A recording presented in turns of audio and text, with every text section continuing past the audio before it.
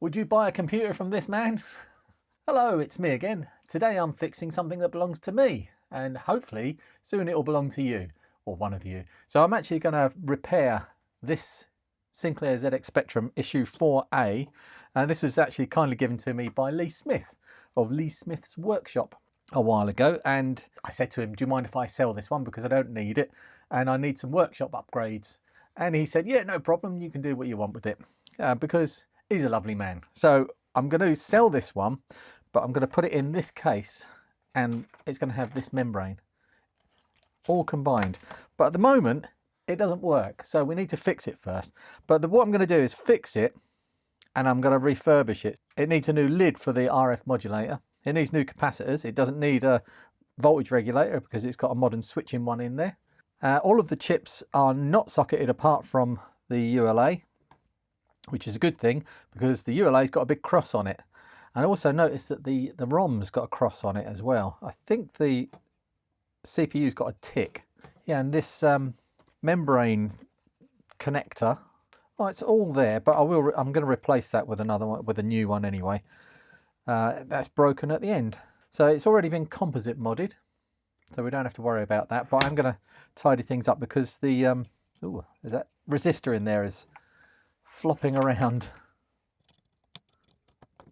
It doesn't feel attached.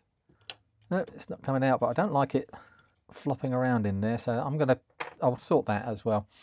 Right, so yeah, it's composite modded, so don't have to worry about that. But I've noticed on testing this that the jack is not making very good contact, the RCA cable.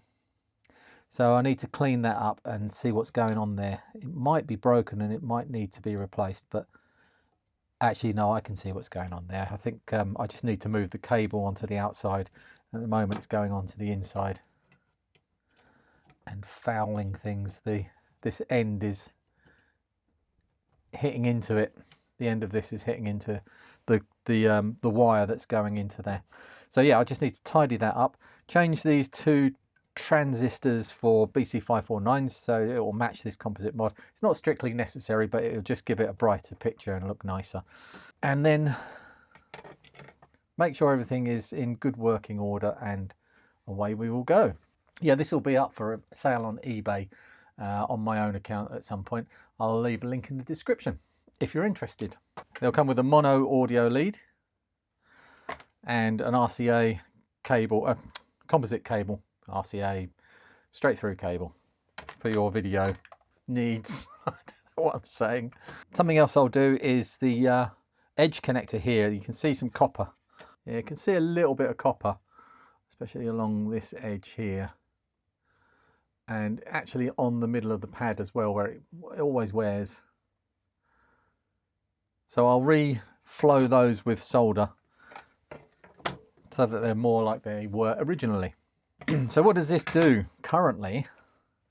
Well, let's have a look. I plug it in and switch it on. I'm going to have to hold this lead because it's not making good contact. Right, so we get quite a dark picture, and that's because of those transistors. That's just, I mean, you could just turn the brightness up, and yeah, the computer is resetting itself. So there's something wrong there. And the picture interference is, if I move this cable under my left hand, you can see the picture is breaking up. That's all that is. That's the only problem with that. I can fix that. Let's get this ULA out. That's the first thing, because I'm pretty sure that that's broken. And from my stash, I'm just going to give this a contact clean. From my stash, I have a -7 ULA. The one that was in here is a -6. You can just see it under the heatsink here. Come on, just see it under the edge of the heatsink there. It's a -6, and these -6s always go wrong.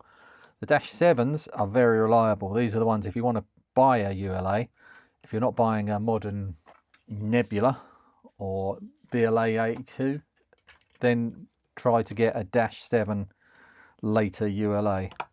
Right, it's in the right way round and all the pins are aligned. Let's try that one.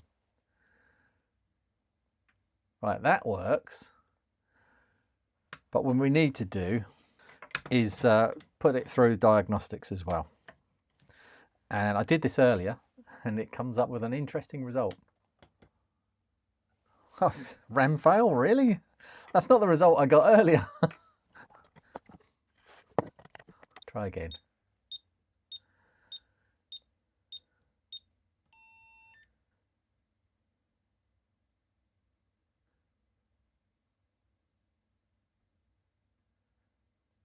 What? Okay, so that's quite interesting because I tested this earlier and it came up saying unknown or unrecognised ROM, and there's a big cross on the ROM, so I just assumed that the ROM is broken. And now it's telling me there's a RAM failure. So I'm not sure what to think here. What I'm going to do is take out all of the capacitors and replace those first with brand new, good quality ones from Retroleum. And then we'll take it from there. Once that's done, I can discount all of the other nonsense. I will reflow these edge connectors because it could just be making bad contact. I have cleaned this. Let's give it another go over with this, because they do still look really tarnished.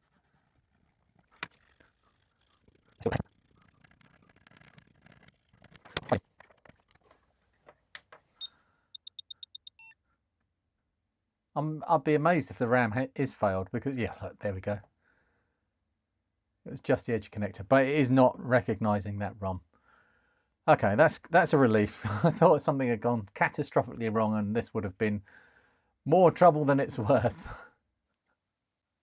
Okay, so that's passed all of the RAM tests. It's just testing the ULA now, which is fine. So we have a list of jobs. Well, I have a list of jobs. You're not doing any of the work. There we go. Yep, definitely working. I'll let that just boot into BASIC.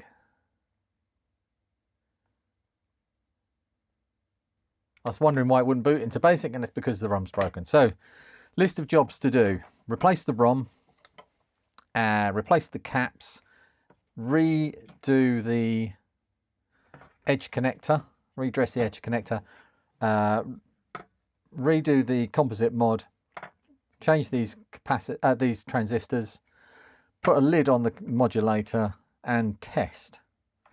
All right, I've just printed out the board layout for this issue. This is 4A, exactly the same, and I can mark the values of the capacitors on here. It's just a quick and easy way for me to do it as I take them out. Most of them are 22 microfarad.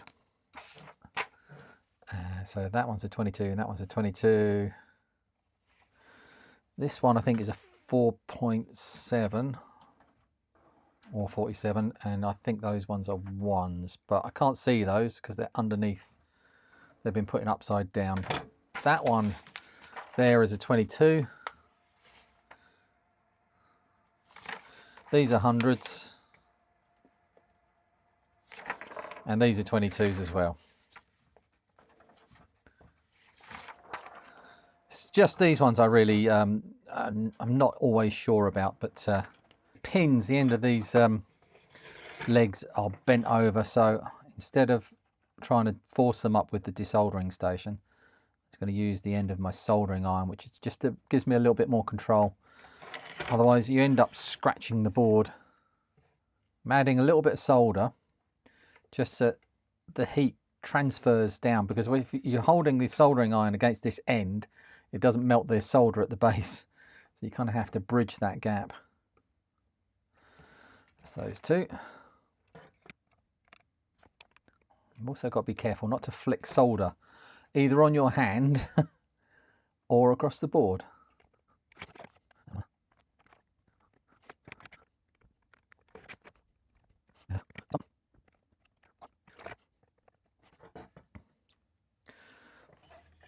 Now the hardest one is there's one here, this one, this capacitor here at the end is the most tricky one on this board, and it's on a ground plane that is completely just so thick with solder that it's almost impossible to melt with just a bench normal hobbyist soldering iron like what I have.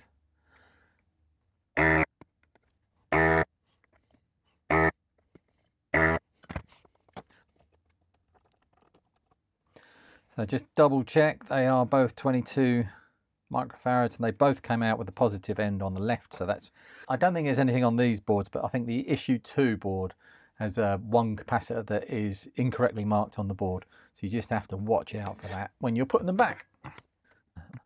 Right, this one is a 1 microfarad. And this must be the 47, I think it is, or 4.7, I can never remember. 4.7.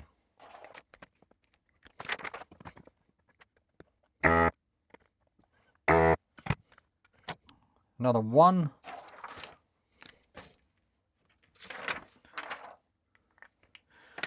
I think this is a 22.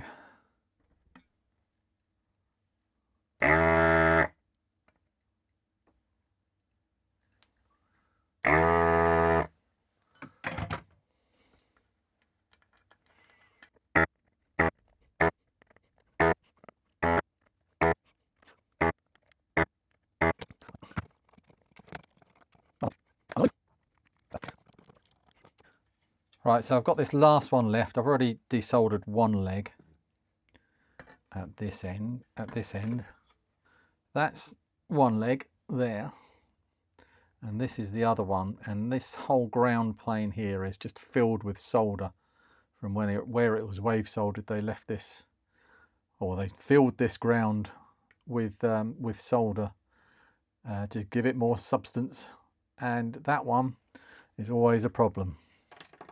So what I'm going to do to that is I'm going to cut this cap out. I'm going to cut the one end off of it so I can just get that other leg out, which hasn't actually desoldered properly.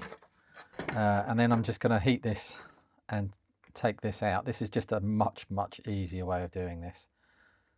I need to get some more solder on there. I might even use the Hakko, the desoldering gun for this if this... No, it's moving. Right, that's a safe way to do that. And then, while it's still hot, clear the hole out. I bet you're curious. I'm curious. Let's try a 1 microfarad first. It's not too bad. 4.3 ohms ESR and 1.2% V loss. Not too bad. That's the 1 microfarad. What about these hundreds? 100 microfarad, 4.8% V loss. ESR is 0.73. They're all right. I'm sure if I went through these, we'd probably find one that was a little bit out of spec, but the computer was working. So I know that the capacitors are actually okay. But will I use these again? No. They're not. I mean, I would leave them in a computer if it was just something sitting on my shelf. I would leave them in here. They would be absolutely fine. But because I'm selling it, I'm going to put some new capacitors in. Right, so I've got my cap kit here, and I think I've got everything I need to do this. I've got some spares in the in my stores, so I'm going to start with the hundreds. All right, I'm going to try to make sure that all of the values are at the top of the can when I install them. I don't always remember, so like this. So that one says 100. Put it up the right way for you. That one says 100. I will try and make sure that that's in the right way. So one of these goes with the positive on the right and one with the positive on the left. And because these are quite big capacitors for in here, they need to be bent straight down to fit in this space. And they do just fit perfectly. There we go. And the other one, the positive on the left. They're actually a little bit tight that way rather than that way, but that's fine.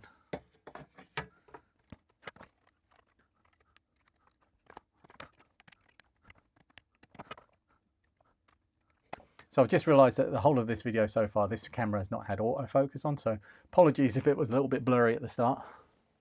These ones need to be bent with the legs a little bit further away than from the can of the capacitor. Nice, I like that. And 1, 2. Right, let's get all those soldered in. I'm going to solder one end of each cap and then cut all the legs off. Make sure that they're all tight down onto the board where they should be.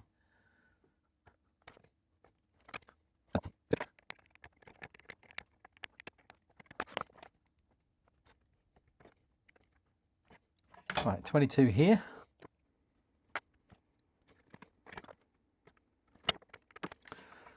And a couple of 22s over here. Both the positive leads in the middle.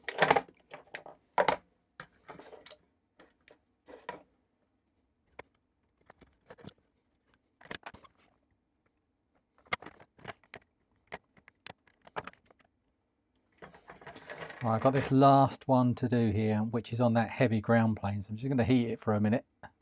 We'll heat the ground plane without trying to heat the capacitor. Just to get things warm. Add a little bit of solder. And that's flowed really nicely. You don't want that sitting on the top, so not actually making good contact. Right, so we're recapped. That didn't take too long.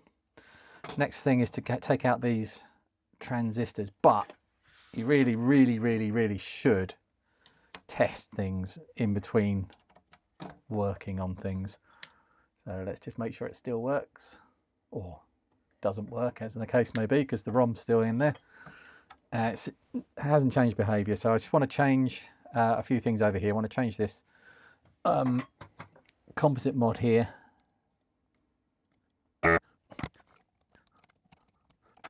It's going to take this capacitor out because the lead's a bit short. Actually, let's get these transistors out while we're here. They are here. And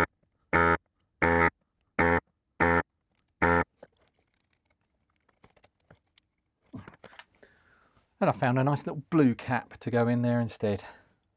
And the transistors are there. Got to put these in the wrong way around compared to the footprint on the board, because these are slightly different pin out. Well, they're the opposite pin out, not slightly different, they're very different.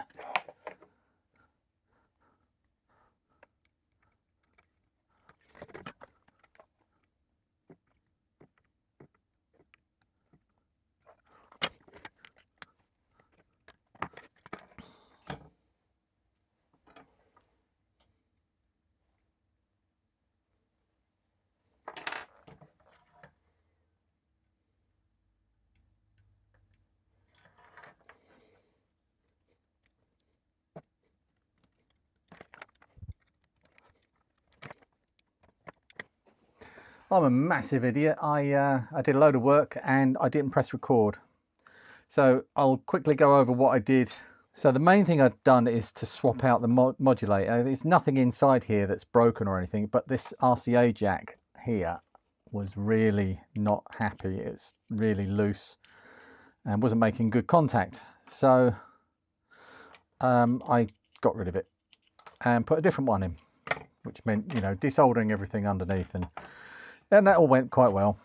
After I finished the recap, I took the ROM out of the board, and then I put the diagnostics in without the ROM in, because the diagnostics will replace the ROM. It doesn't need the ROM to run, and it didn't run properly. So I've put this ROM replacement board in, which has 2 different diagnostics on, and I want to see if this works. Oh.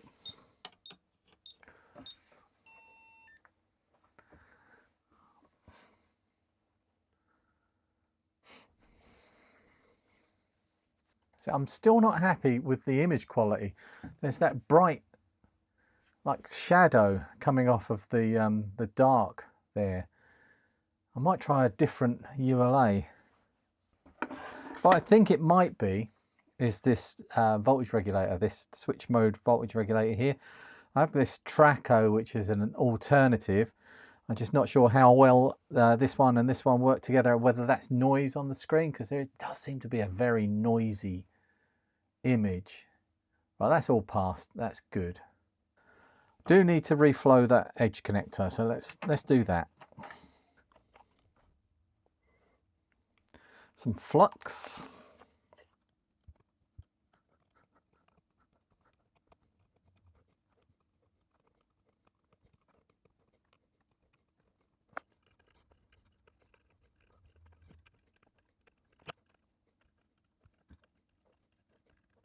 Now the next thing is probably to go over it with desoldering braid, but I'm just going to use my just to get the most of it off.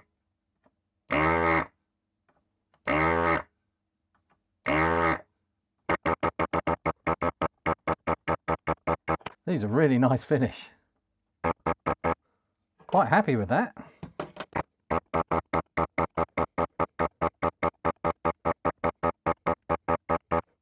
That's really nice. I'm quite shocked at how well that's worked.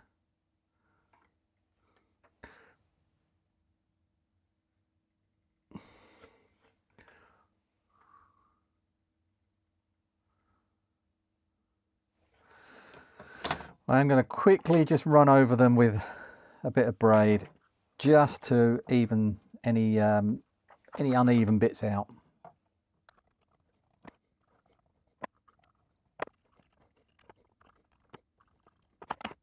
Okay, much happier with that. I'm just going to give it a clean. That looks really good. Right, a ROM. So it needs to match the one that came out. I think it's that one.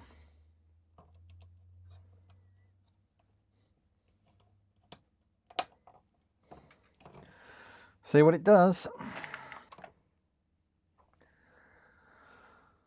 Right. I'm still not happy with that output. There's something wrong there. And it's either going to be the ULA or this switch mode power supply. This switch mode, that's a coil, or this switch mode power supply. The caps would have been my top suspect, but it's not the caps. It can't be the caps. So I'm going to just pop this ULA out and put a different one in and see if that makes any difference. Yeah, exactly the same. And pushing on the socket is making no difference. It's not this connection here either. I think this is noise from that. So I've got an original voltage regulator here, 7805 CV. I'm going to pop this one out and put that in with a heatsink and then see if that makes any difference. Right, please work nicely.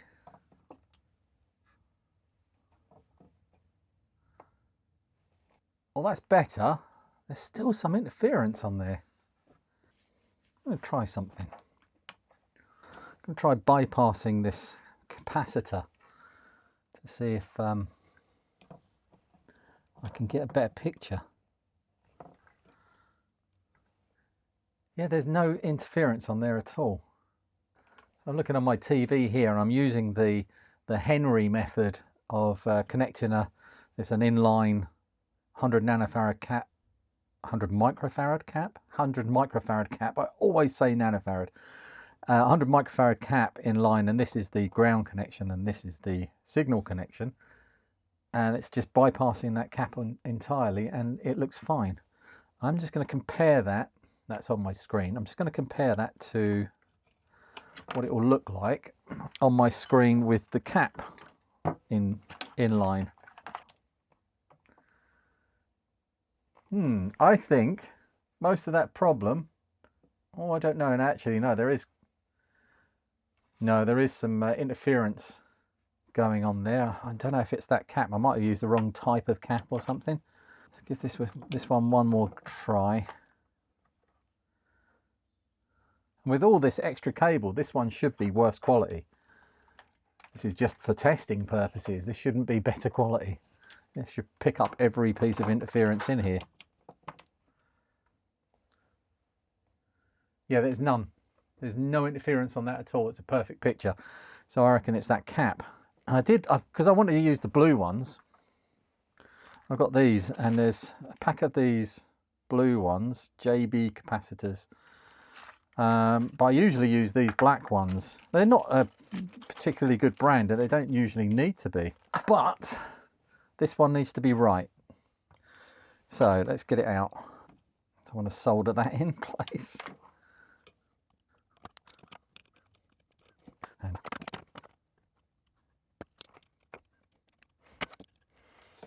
all right.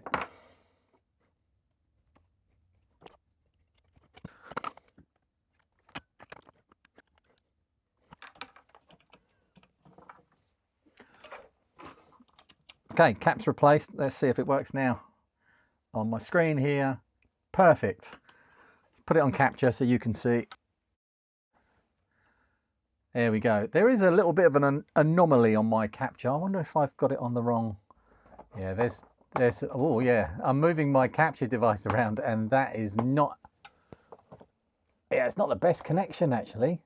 But that's all on the capture device. Verified it on the main screen and I'm very happy with that. So where are we now? Now we need to actually make sure that it's working. So with the new edge connector solder in place, well, that's a nice tight fit. Let's fire that up.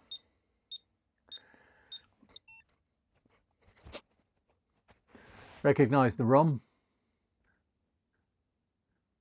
Perfect. Excellent. Right. So everything in here is done. I just need to put a new can lid on here. I've got here, and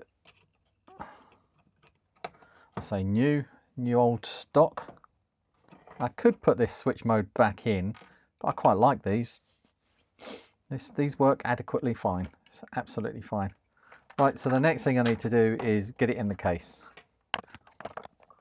There's only one screw in this case, so I'm going to have to go hunting for screws. And there won't be a screw for the inside, so I need to find something for that as well. For this screw in here. That one do? Yeah, perfect. It's nice. Okay, and the top half is going to go on like this, but there's no keyboard membrane in there. So I need to get this off carefully. It's really good sticky. I'm going to try and reuse that. Actually, before I put anything else on this, I'm going to give this a good clean. It's not dirty, but I want it to be perfect. And it's a really, really nice case. Oh, it's come up like new. When I put some protectorant on this as well, it's going to look like a brand new machine. I'm cleaning this with window cleaner, not isopropyl alcohol. I don't like cleaning plastics with isopropyl alcohol. That is immaculate.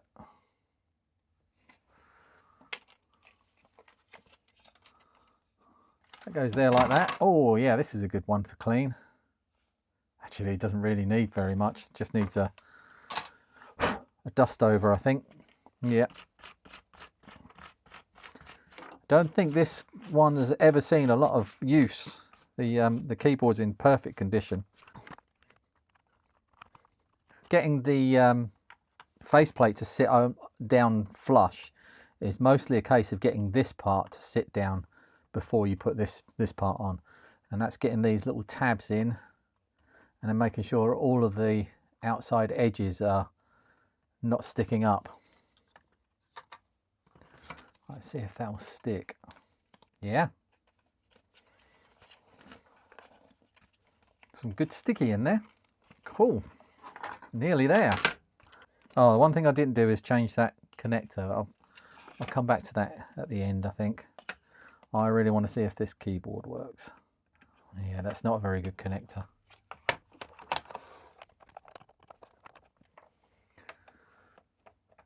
Nothing.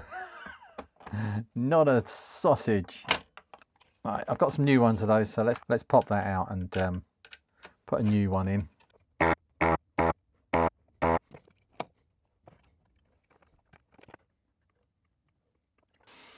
Right, before I put it back in the case, I'm just gonna try it outside the case.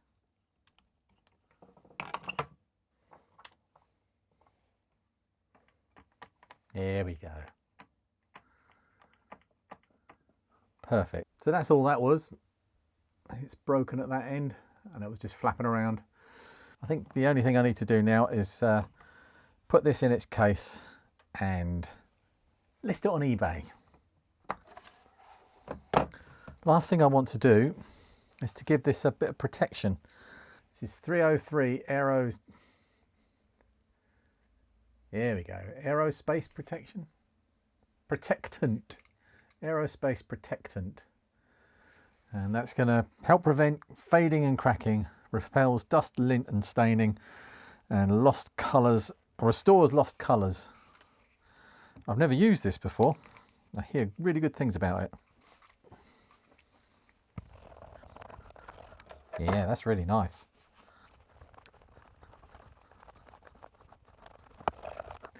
Look at it shine. Right, I'm going to have a quick tidy up on my bench because it's shocking. There's stuff everywhere. So I'm going to tidy up and then I'm going to play a game.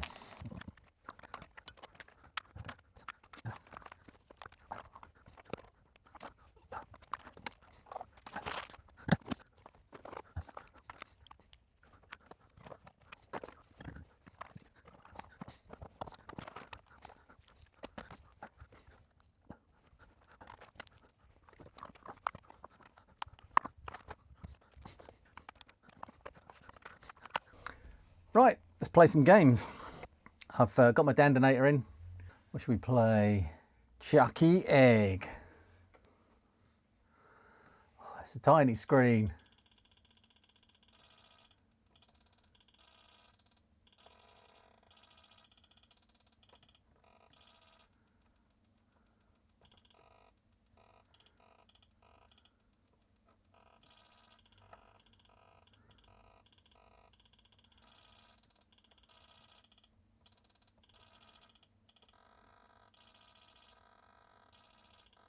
Ah, damn it. Uh-oh.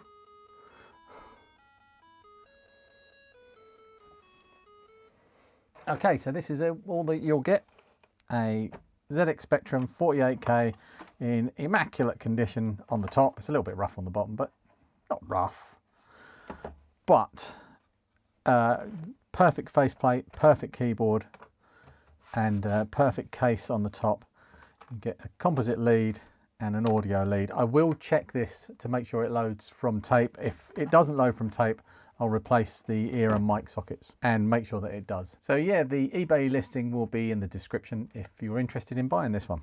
Help me out a little bit on my channel. The reason I'm doing this is because I don't have Patreon, and on this channel there are no ads, so I don't get any ad revenue, and you know, I'm basically doing this by myself. A few people have helped me out with certain things, my Hacko heroes, for instance, but there are a few things that I would quite like to upgrade in the workshop, and this will help me do it. Thanks for watching and happy bidding.